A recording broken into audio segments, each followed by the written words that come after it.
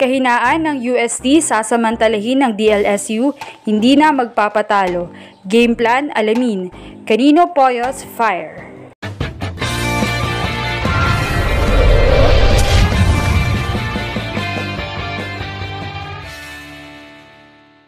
What's up, Volleyball Nation? Welcome back to my YouTube channel. Narito ako para magbigay sa inyo ng updates tungkol sa mundo ng volleyball.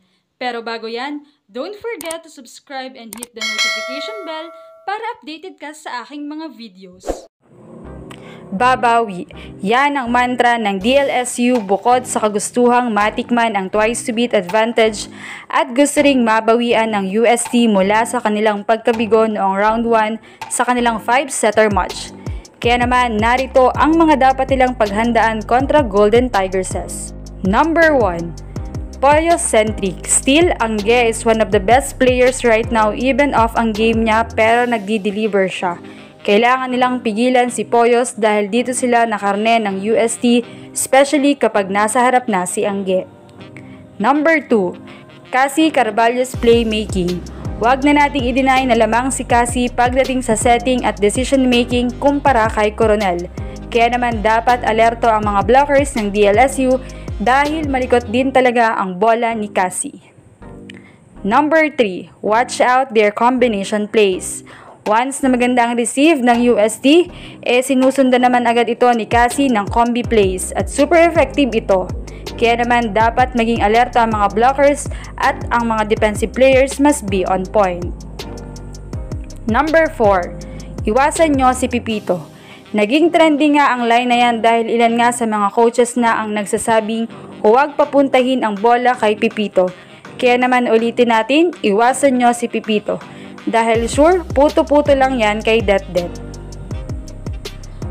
Number 5. Reg Jurado. Mabilis at matulis. Though kung ikukumpara kay Laput na 6'2 ang height, kay Jurado naman ay 5'7, ay hindi naman nagpapahuli si Reg. Maganda na ang connection nila ni Carvalho, kaya naman super quiet and deadly si Reg. Sweeper din si Reg sa likod. Number 6. Jonah Perdido's offense.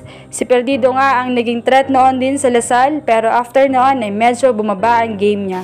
Need na nilang malus ang confidence ni Perdido dahil once na nasira ang laro niya, pipilitin niyang umayos ito to the point na nang aagaw na siya ng bola at nasisira ang kanilang defense pattern, pati na rin si Pepito ay apektado. Number 7. Plaza, hindi masyadong nabibigyan at medyo hindi effective na decoy kaya wag pa rin lang. Pero gumagana ang block touches niya kaya ingat-ingat din.